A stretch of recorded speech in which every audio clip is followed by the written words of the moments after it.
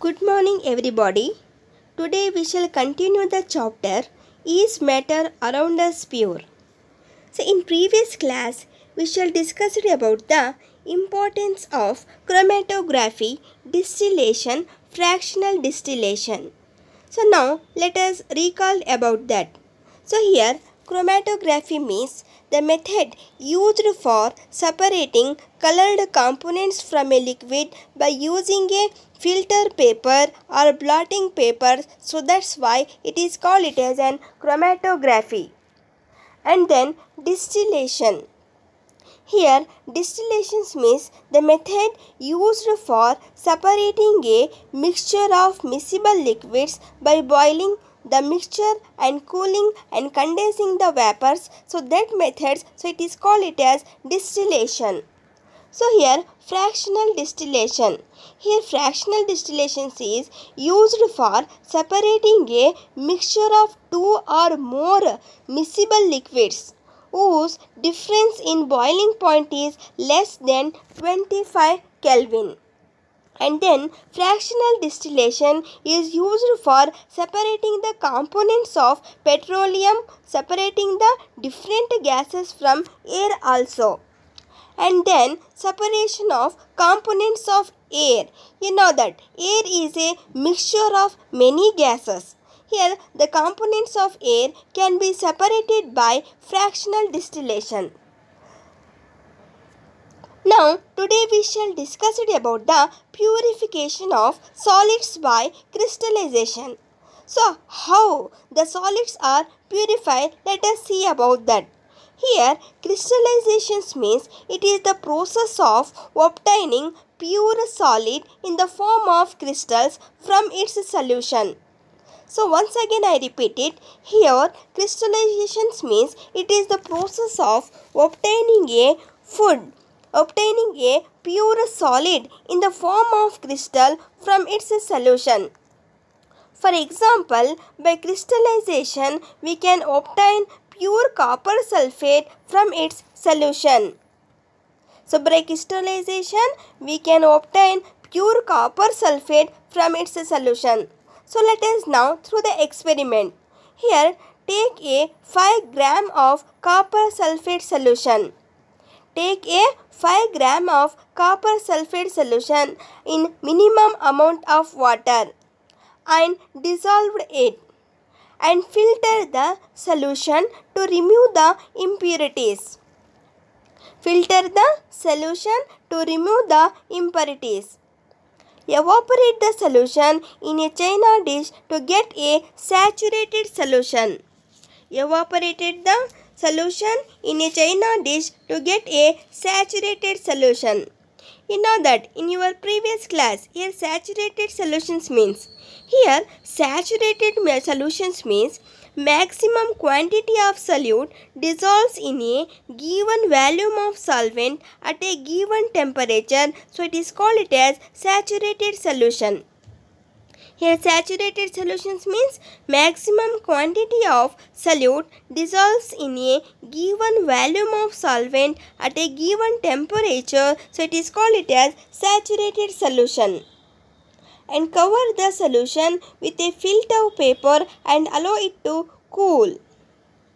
Pure copper sulfate crystals are formed, and then when the solution is filtered with a filter paper, as here the pure copper sulfate crystals are formed. So observe this figure. So impure copper sulfate and pure copper sulfate crystals. And then how to treat the water treatment. You hear the name in your previous classes, water treatment. So in cities, drinking water is supplied from water works. So in your book, page number 24, here given the water purification system in water works. So how water can be treated? So let us see about that. So in a village, people drink water collected directly from a river. So is this safe? What if the river water is contaminated and polluted? So, if that water is purified, then it is fit for drinking. So, how can the river water can be treated such it is made fit for human consumptions? So, give an idea regarding the steps involved in treatment of river water, such that it is made fit for human consumption. So here, how to treat the water? So let us see about that. Here, water is first diverted from the rivers or lakes into the water treatment plant. You observe the figure in your book, page number 24. So how the water is treated? So here water is first diverted from the river or lake into the water treatment plant.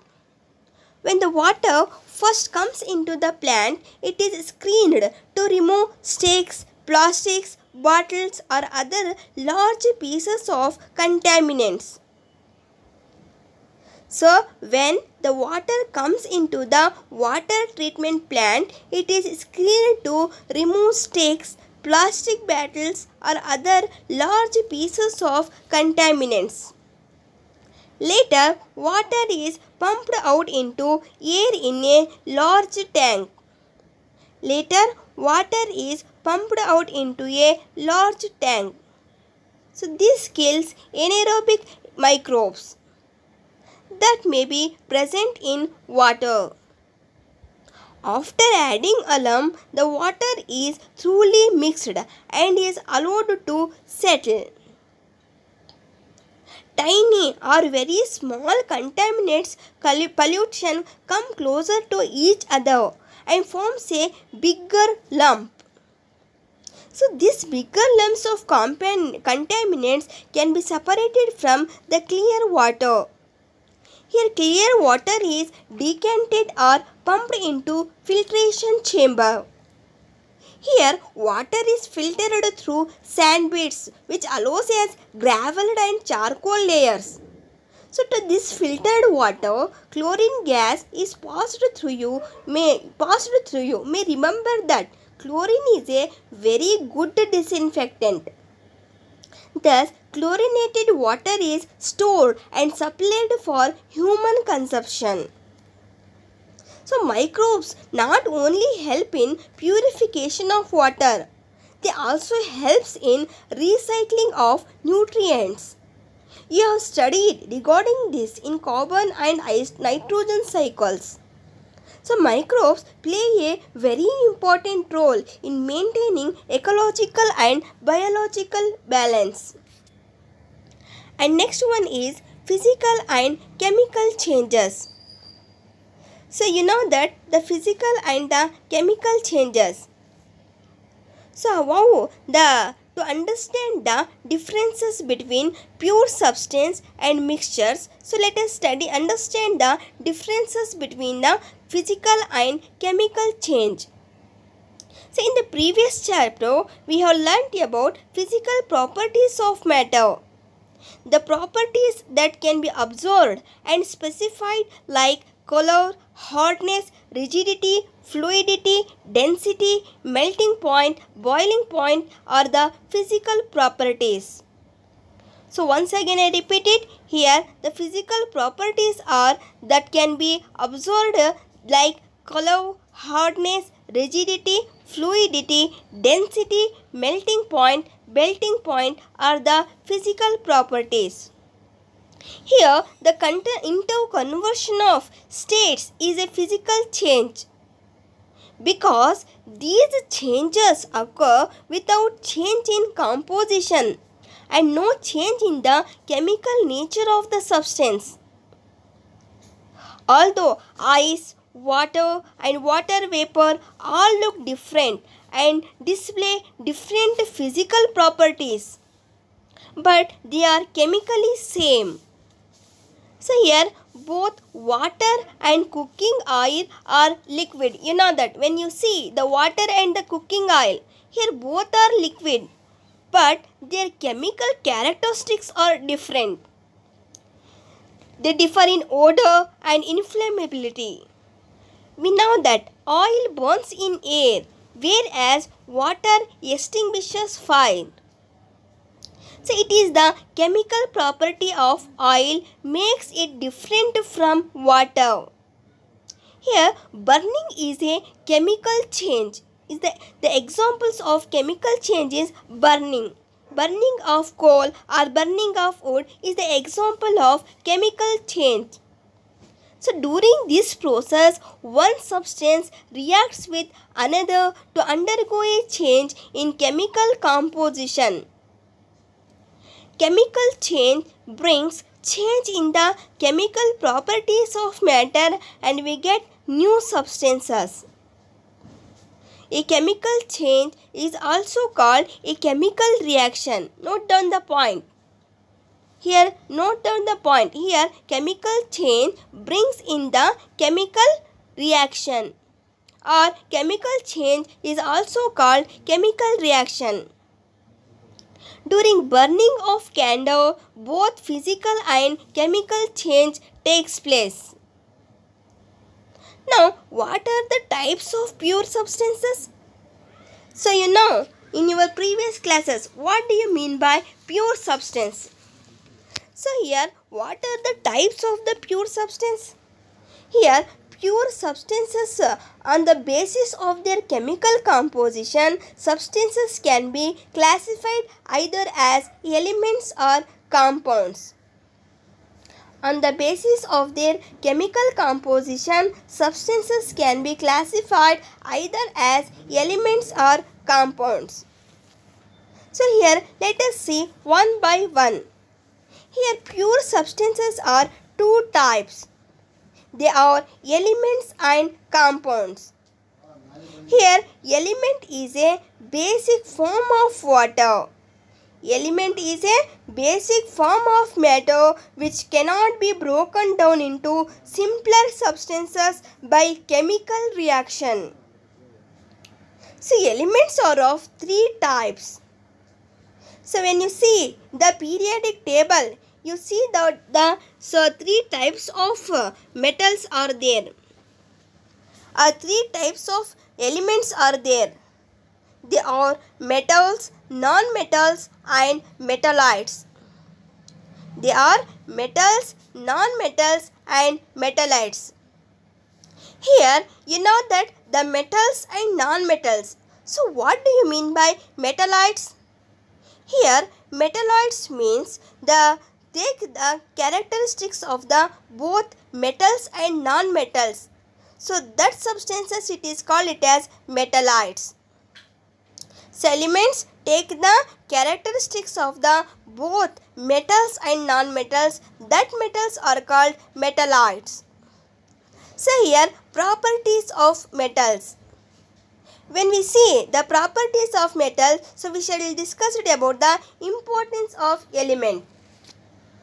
Here Robert Boyle was the first scientist to use the term element in the year 1661. Here Antoine Laurent Lavoisier, a French chemist, was first to establish and experimentally use the definition of element. So he defined element as a basic form of matter that cannot be broken down into simpler substances by chemical reactions. So elements can be normally divided into, metals, non-metals and metallites. Here metals are usually show some all of the following properties. So metals are usually show some all of the following properties. They have luster, means they have shine. They have silvery, grey or golden yellow color. They are malleable and ductile, and they are good conductor of heat and electricity. They are sonorous or make a ringing sound when hit. Are the properties of metals. For example, so metals are gold, silver, copper, iron, sodium, potassium, etc. Here, mercury is the only metal that is liquid at room temperature. Here, mercury is the only one metal that is liquid at room temperature. And then non-metals. Here, non-metals usually show some of all the following properties. Here, they do not have luster or they do not have shine. So, they display a variety of colors. They display a variety of colors. They are not malleable or ductile. They are not malleable or ductile. They are poor conductor of heat and electricity. Non-metals are poor conductors of heat and electricity. And they are not sonorous. They are not sonorous. They do not make a ringing sound when hit. Here the examples of non-metals are hydrogen, iodine, oxygen, carbon like coal, coke, bromine, chlorine, etc. are the examples of non-metals.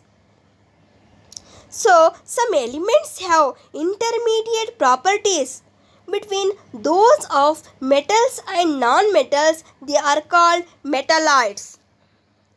Elements which take the characteristics of both metals and non-metals, so that elements are called metalloids. Here, the examples of metalloids are boron, silicon, germanium are the examples of metalloids. Here, metalloids are elements which shows some properties of metals and some properties of non-metals. Here, the number of elements, you know that. Here, someone in solid state and someone in liquid state and someone in gaseous state.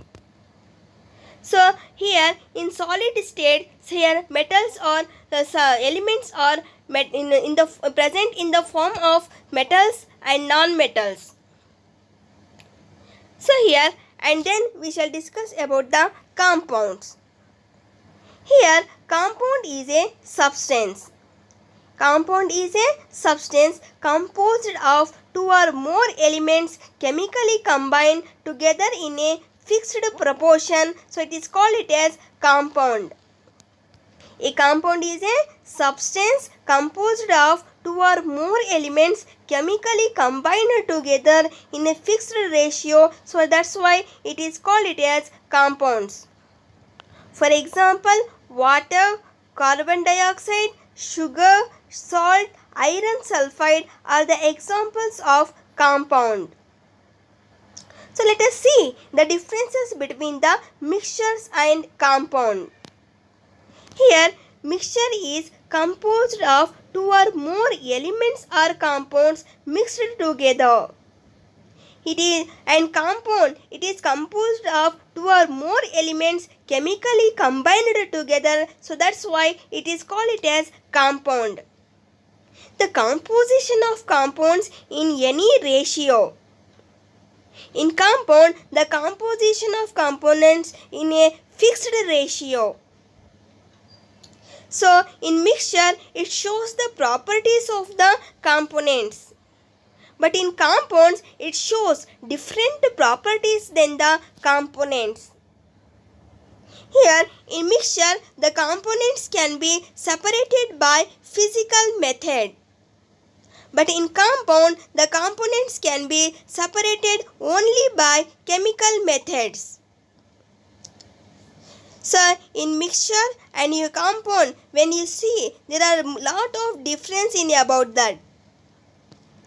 Okay, dear students, today we shall discuss about the purification of solids by crystallization and water treatment and types of pure substances and differences between the mixtures and compounds.